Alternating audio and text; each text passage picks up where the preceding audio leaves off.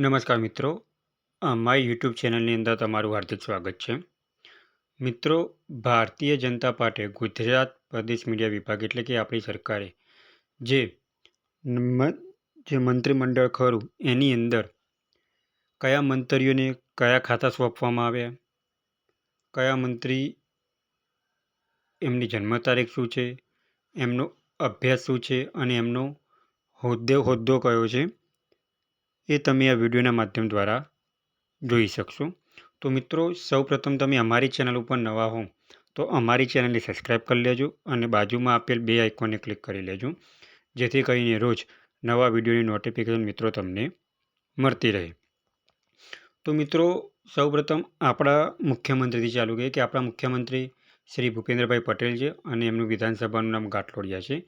એમની જન્મ તારીખ 15/7/1962 છે અને એમનો અભ્યાસ એટલે કે એમનું જે ક્વોલિફિકેશન લાયકાત ખરી એ ડિપ્લોમા ઇન સિવિલ એન્જિનિયરિંગ છે.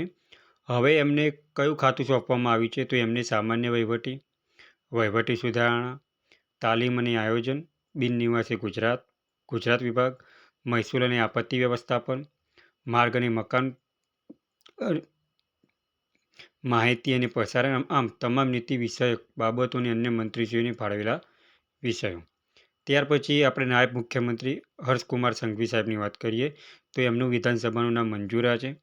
એમની જન્મ તારીખ 8/1985 છે અને એમનો અભ્યાસ ક્વોલિફિકેશન ધોરણ 9 પાસ છે. હવે આપણે નાયબ મુખ્યમંત્રી સાહેબશ્રીને કયું ખાતું સોંપવામાં આવેલું છે? તો ગૃહ અને પોલીસિંગ હાઉસિંગ, જેલ, નાગરિક સંરક્ષણ, ગૃહ રક્ષક દળ અને ગ્રામ રક્ષક દળ, સરહદી સુરક્ષા, નશાબંધી અને આબાકારી, વાહન વ્યવહાર કાયદો અને ન્યાયતંત્ર, રમતગમત, યુવક સેવા અને સાંસ્કૃતિક કાર્યક્રમો, સ્વૈચ્છિક સંસ્થાનું સંકલન, લઘુ, સૂક્ષ્મ અને મધ્યમ ઉદ્યોગો, મીઠાના ઉદ્યોગો, છાપકામ અને લેખન સામગ્રી, પ્રવાસન ઉદ્યોગ આ ખાતું સોંપવામાં આવ્યું છે. ત્યારબાદ આપણે વાત કરીએ કેબિનેટ મંત્રી જીતેન્દ્રભાઈ વાઘાણીની, જેનું વિધાનસભાનું નામ છે ભાવનગર પશ્ચિમ. એમની જન્મ તારીખ છે 11/9/1970 અને એમની ક્વોલિફિકેશન એટલે કે એમની લાયકાત BCom LLB છે અને એમનો હોદ્દો પૂર્વ કેબિનેટ મંત્રીનો છે.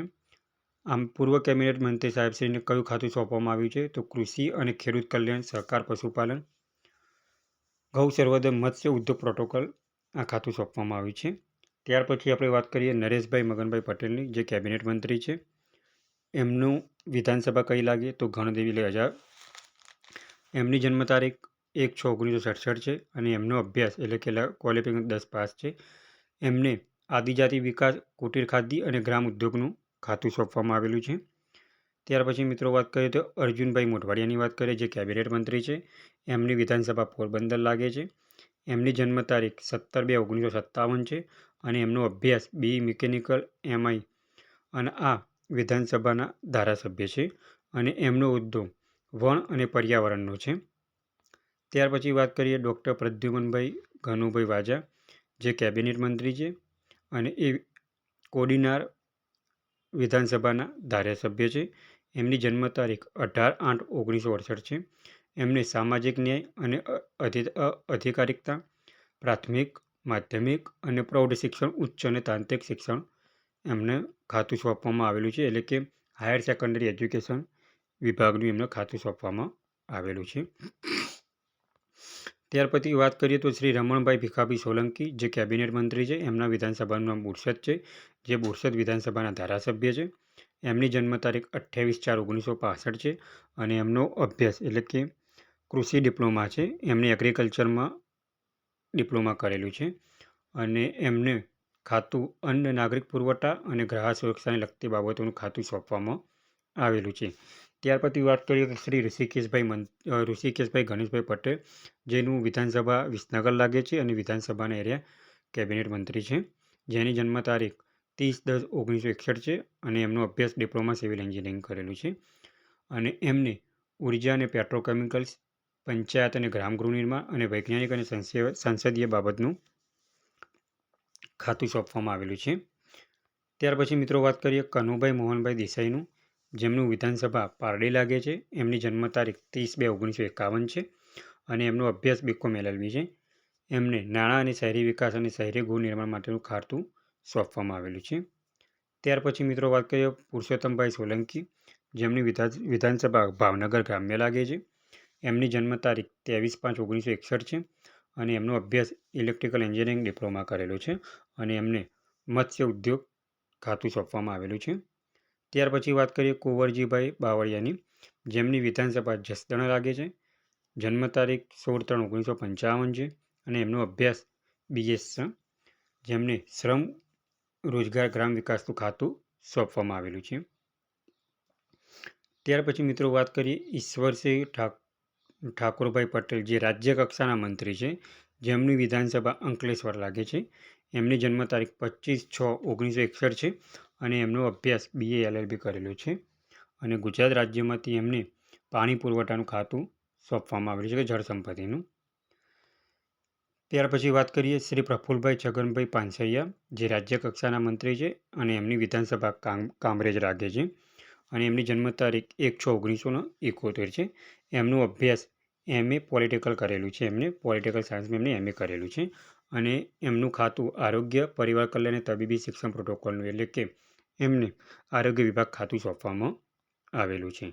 ત્યાર પછીની વાત કરીએ તો મનીષાબેન વકીલ, જે રાજ્ય કક્ષાના મંત્રી છે અને એમનું વિધાનસભા વડોદરા શહેર છે, જેમની જન્મ તારીખ 25/3/1975 છે અને એમનો અભ્યાસ MA, BEd અને PhD કરેલું છે અને એમને ગુજરાત રાજ્ય સરકાર તરફથી મહિલા અને બાળ કલ્યાણનું ખાતું સોંપવામાં આવેલું છે. ત્યાર પછી મિત્રો વાત કરીએ તો શ્રી કાંતિલાલ શિવાલાલભાઈ અમૃતિયા, જેમનું વિધાનસભા મોરબી લાગે છે, જેઓ રાજ્ય કક્ષાના મંત્રી છે. એમની જન્મ તારીખ 8/3/1962 છે અને એમનો અભ્યાસ 12 પાસ છે, જેમનું શ્રમ અને કૌશલ્ય વિકાસ અને રોજગારનું ખાતું સોંપવામાં આવેલું છે. ત્યાર પછી વાત કરીએ તો શ્રી રમેશભાઈ ભુરાભાઈ કટારા, જેમનું વિધાનસભા ફતેપુરા લાગે છે અને એમની જન્મ તારીખ 4/5/1975 છે અને એમનો અભ્યાસ 12 પાસ છે. એમને કૃષિ અને પશુપાલનનું ખાતું સોંપેલું છે. ત્યાર પછી મિત્રો વાત કરીએ તો શ્રીમતી દર્શનાબેન વાઘેલા, જે રાજ્ય કક્ષાના મંત્રી છે, એમની વિધાનસભા અસારવા લાગે છે, જેમની જન્મ તારીખ 5/9/1972 છે અને એમનો અભ્યાસ BCom કરેલો છે. એમને શહેરી વિકાસ અને શહેરી ગૃહ નિર્માણનું ખાતું રાજ્ય કક્ષા તરફથી આપેલું છે. ત્યાર પછી મિત્રો વાત કરીએ શ્રી કૌશિકભાઈ વેકેરિયાને, જે રાજ્ય કક્ષાના મંત્રી છે અને વિધાનસભાના પૂર્વ નાયક દંડક છે, જેમની વિધાનસભા અમરેલી લાગે છે. એમની જન્મ તારીખ 9/6/1986 છે અને એમને અભ્યાસ BCom કરેલું છે. રાજ્ય સરકાર તરફથી એમને કાયદો અને ન્યાયતંત્ર, ઉર્જા અને પેટ્રોકેમિકલ્સ અને વૈજ્ઞાનિક અને સંસદીય બાબતોનું, એટલે કે પેટ્રોલિયમનું ખાતું શ્રી કૌશિકભાઈ વેકેરિયા સાહેબને આપેલું છે. ત્યાર પછી વાત કરીએ શ્રી પ્રવીણભાઈ ગોરધનજી માળી, જેમનું વિધાનસભા ડીસા લાગે છે. એમની અભ્યાસ BA છે અને એમને વન અને પર્યાવરણ, ક્લાઇમેટ ચેન્જ, વાહન વ્યવહાર, એટલે કે ફોરેસ્ટ અને વાહન વ્યવહારનું ખાતું રાજ્ય કક્ષા તરફથી એમને સોંપેલું છે. ત્યાર પછી વાત કરીએ તો શ્રીમતી રયુબા રવિન્દ્રસિંહ જાડેજા, જે આપણા ઇન્ડિયન ક્રિકેટ ટીમના શ્રી રવિન્દ્રસિંહ જાડેજા, જેમની ધર્મપત્ની છે, જેમનું વિધાનસભા જામનગર લાગે છે અને એમની જન્મ તારીખ 5/9/1990 છે અને એમનો અભ્યાસ મિકેનિકલ એન્જિનિયરિંગ છે અને એમને રાજ્ય સરકાર તરફથી પ્રાથમિક, માધ્યમિક અને શિક્ષણનું ખાતું સોંપેલું છે, એટલે કે સેકન્ડરી અને હાયર સેકન્ડરી જે એજ્યુકેશન લેવલ છે, જે શિક્ષણની બાબત છે, એ શ્રીમતી રીવાબા રવિન્દ્રસિંહ જાડેજા સાહેબ મેડમને સોંપેલું છે. ત્યાર પછી વાત કરીએ તો શ્રી ડૉક્ટર જયરામભાઈ છેમાભાઈ ગામિત, જેમની વિધાનસભા નિઝર લાગે છે.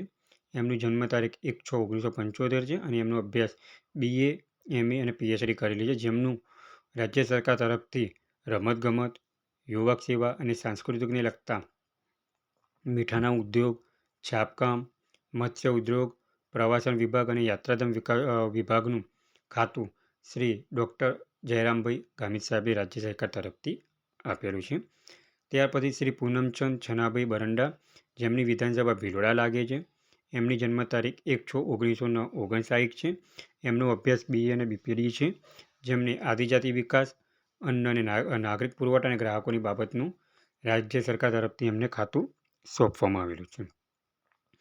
ત્યાર પછી વાત કરીએ તો શ્રી સંજયસિંહ વિજયસિંહ મહેડા, જેમનું વિધાનસભા મહુવા લાગે છે. એમની જન્મ તારીખ 20/10/1979 છે, જેમનો અભ્યાસ FI BA કરેલું છે એમને અને એમને મહેસૂલ અને પંચાયતી વિકાસ એમનું ખાતું સોંપેલું છે.